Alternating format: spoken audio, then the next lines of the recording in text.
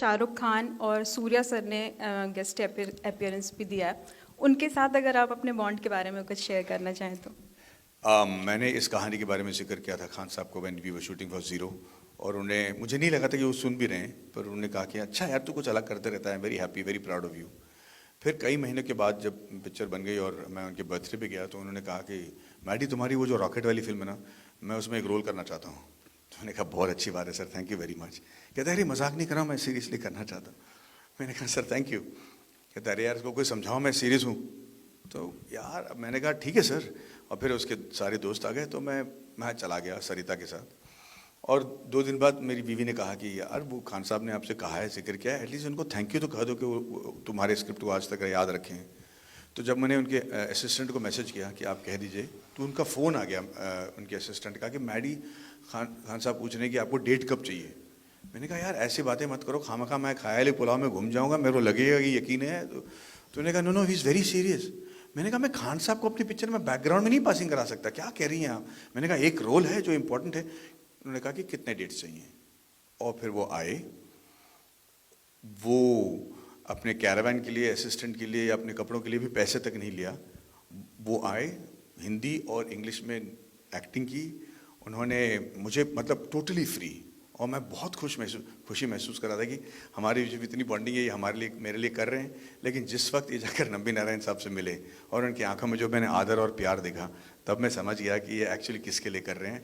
And same thing with Surya, he flew with his entire crew from Chennai to Bombay. उन्होंने कहा कि खान साहब को डिस्टर्ब मत करो, वो जब शूट कर रहे हैं उसके बाद या पहले मैं शूट कर लूँगा। You know that much of adjustment, he also didn't take any money. तो अगर आप मुझसे ये पूछोगे कि इस इंडस्ट्री में अच्छे लोग हैं या नहीं, तो मैं बड़े तहे दिल से कहूँगा कि यार मैं तो टोटली आउटसाइडर हूँ, मुझे नहीं लगता कि मैं कभी इनसाइडर बन भी पाऊँगा।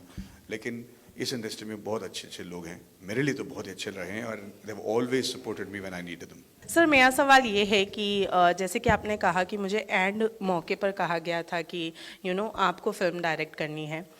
व्हाट वाज इतने सारे डायरेक्टर के साथ काम करने के बाद में कौन से एक ऐसे डायरेक्टर है जिनका ख्याल आपके दिमाग में आया हो आपको, क्योंकि डायरेक्टर की सीट संभालनी थी? मैं ना यही सोच पे पड़ गया कि मैं किसकी तरह ये फिल्म को डायरेक्ट करूं, किसकी तरह ये सेट को मेंटेन करूं। पर मैं आपको बताऊं कि मुझे कोई ख्याल नहीं आ रहा था, क्योंकि ये सब्जेक्ट ही अलग थे, सेट में माहौल ही अलग था, साइंटिस्ट बात करने के तरीके ही अलग थे। तो जो ड्रामा था मुझे लगा कि मैं मणिरत्नम स्टाइल में कर लूँगा, जो मजाकिया सीन थी मुझे लगा कि मैं राजकुमार हिरानी के स्टाइल में करूँगा। पर ये सब जब मैं शूट कर रहा था, ये सब मेरे जहन में आया ही नहीं, क्योंकि मैं इतना खुद डरा हुआ था ये जानने के लिए कि मैं शूट कर पा रहा हूँ जो मैंने इमेजिन किया, कि मैं इन सब चीज़ों के बारे में सोच ही नहीं पाया, because it didn't have any connect to any of these films that I had done. मेरा सवाल ये है कि आपको रॉकेट साइंस में ये फिल्म बनाने से पहले भी इंटरेस्ट था क्या? हाँ, मुझे ना ये इंजीनियरिंग में और ये एरोस्पेस और पायलटिंग, और मैं खुद के एरोप्लेन बनाकर इंजीनियरिंग मतलब बनाकर हम लोग उड़ाते थे। मेरे दोस्त मिस्टर अरविंद हैं जिन्होंने ये बीमारी मुझे दी, and we are all RC pilots, सब कुछ था, वी ऑलवेज डन दिस। पर मुझे कभी नहीं लगा कि मैं कभी किसी रॉकेट साइंटिस्ट से मिलूंगा, और वो भी ऐसे रॉकेट साइंटिस्ट जो ऐसा इंजन बनाया जो आज तक फेल ही नहीं हुआ है। वो सब मैंने कभी सोचा नहीं था।